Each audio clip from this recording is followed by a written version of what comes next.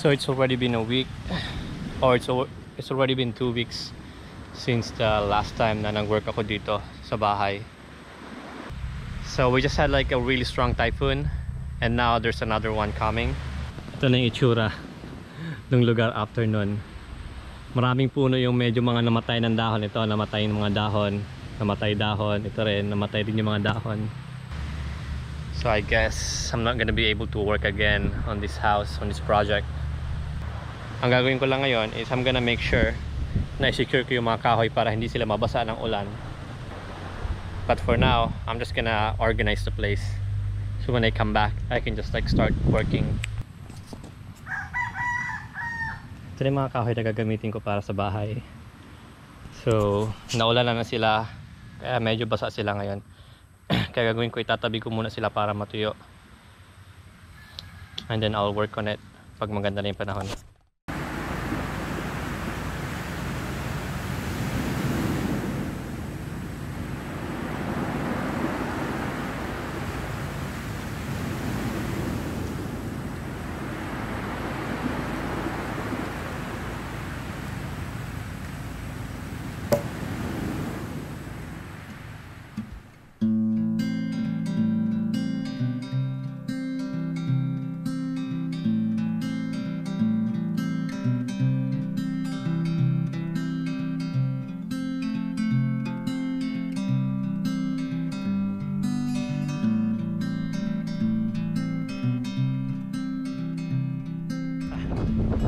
So we just finished stacking the wood.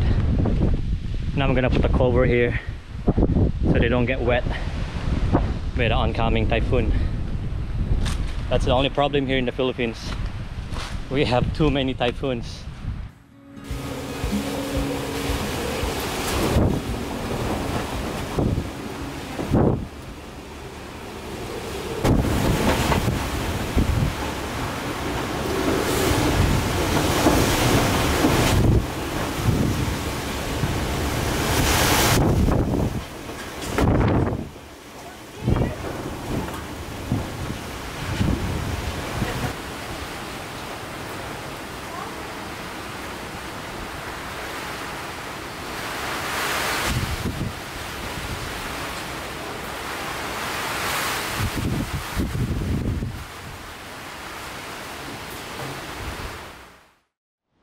So this is the update after the super typhoon Rolly. Medyo marami na namang nasira. Mga puno, nagtumbahan. Yung papunta dito naharangan yung kalsada. Bigat! Ito yung mga kahoy na gagamitin natin para sa pundasyon. May kahoy bigatan nga lang talaga.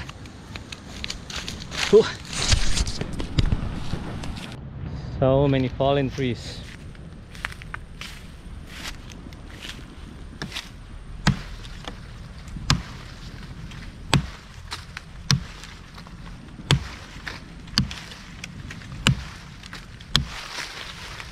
Ouch.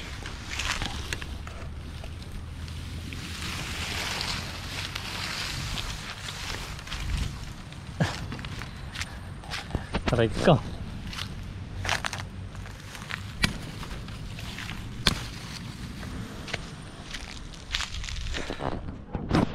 Man, after nung bagyo, ang daming gawain na naman dito. Kailan ba ako makaka-start gumawa ng bahay?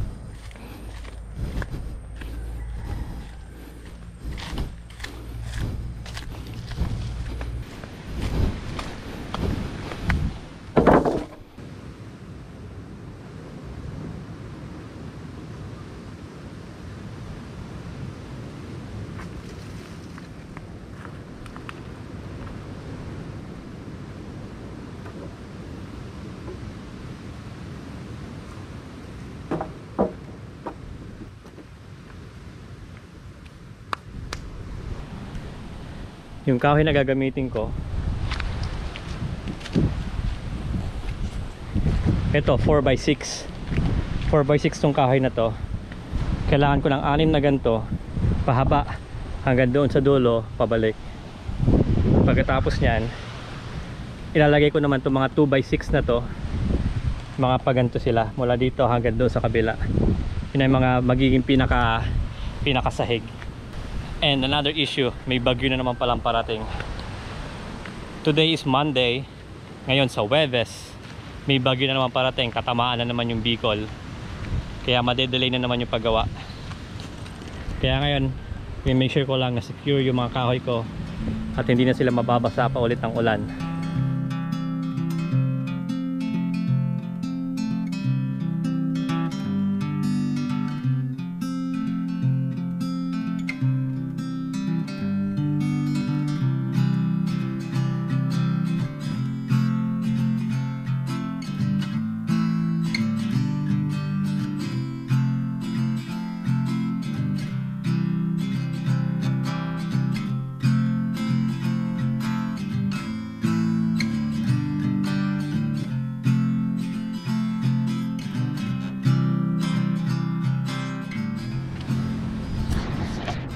Lahat na lang talaga pwede yung makita dito, pati itong itim na uod.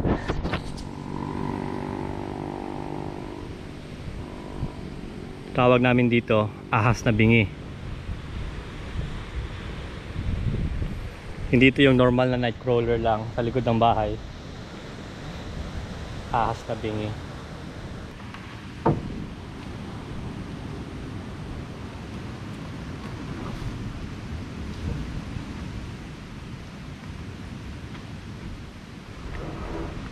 Oh.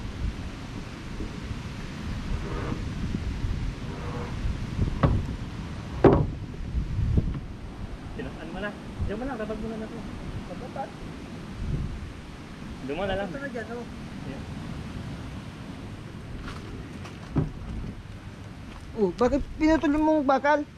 Daigo ay, itong inot, daigo. Pinutol ko, tanganing magkasya. Ngunyan, titikon ko na lang.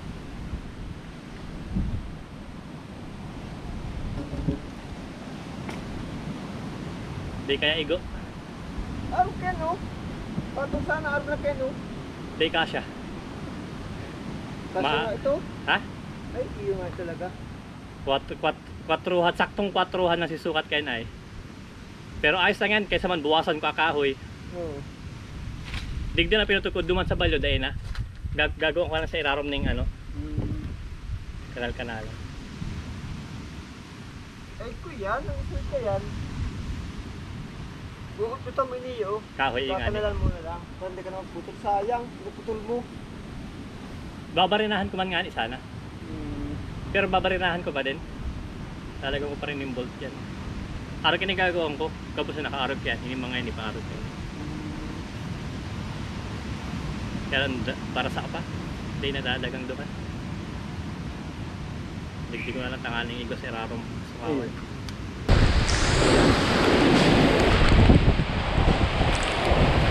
Holy freaking cow! Ah!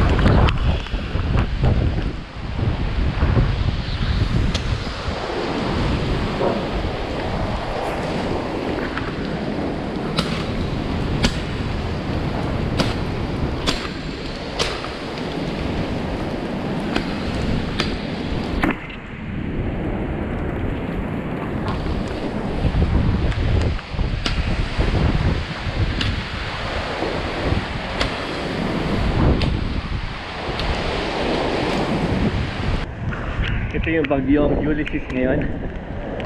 Kasagsagan ng bagyo.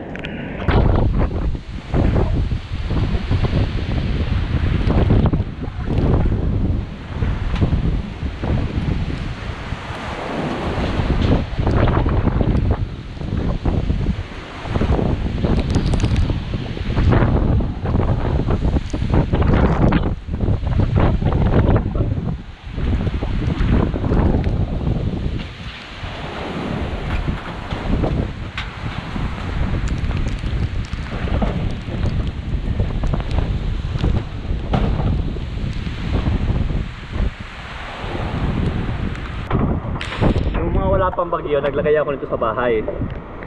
So yung kahoy dito sa likod, hindi sila nababasa. Ngayon, ito pa nandito. Kaya basa yung mga kahoy. Kaya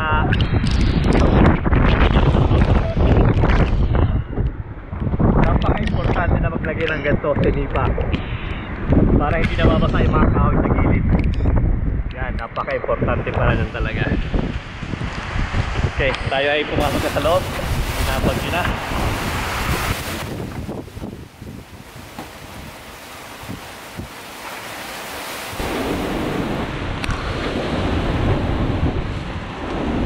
Lala, ihi na. Lakas.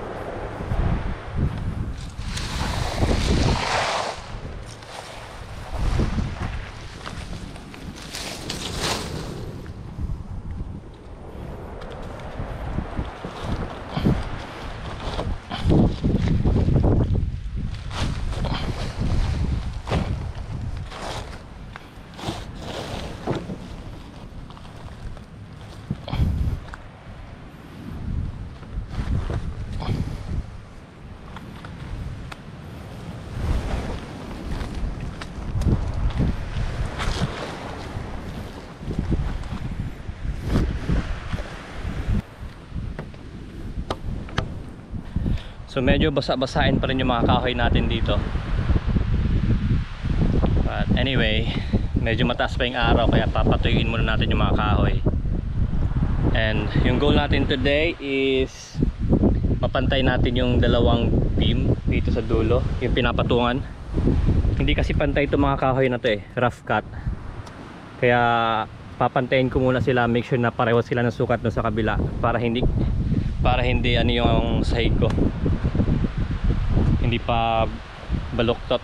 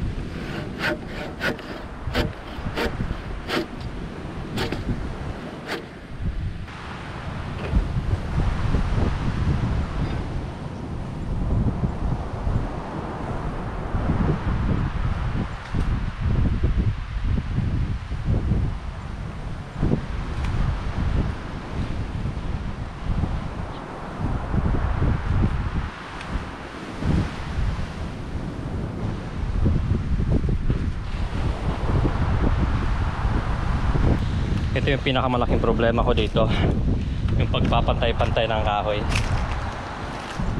Dahil makita mo yung kahoy na to, meron siyang parang nag letter C, kaya hindi siya pantay. Kaya ito meron ako dito, makikita natin. Oh, dito pantay.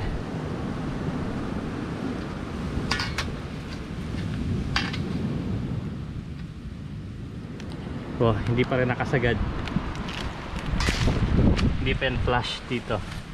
Pareho sa kabila. Hindi pa yan, kaya nga nakaangat pa dun sa kabila. Angat na angat pa dito.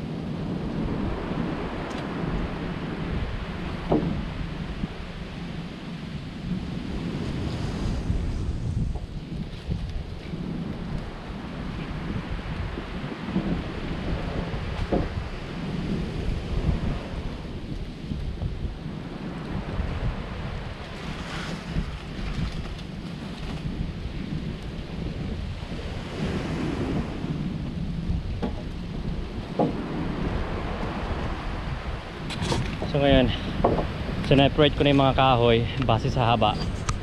Ito lahat na ito, mga 2x6 2x6 by 9. And then yung mga nandun, 2x6 by 10, 2x6 by 10. Ito naman ang papantayin ko. So one mistake na ginawa namin dito, hindi pantay-pantay yung mga semento. Ito, hindi sila pantay-pantay. Kaya nangyari ngayon, pagdating dito, kailangan ko pa maglagay ng 2 patong nito para lang magpantay sila. Doon, mula sa sementong yon hanggang dito. So, don't make the same mistake na ginawa namin dito. Oh wow, mga eagle, agila, 2 agila. That's really rare.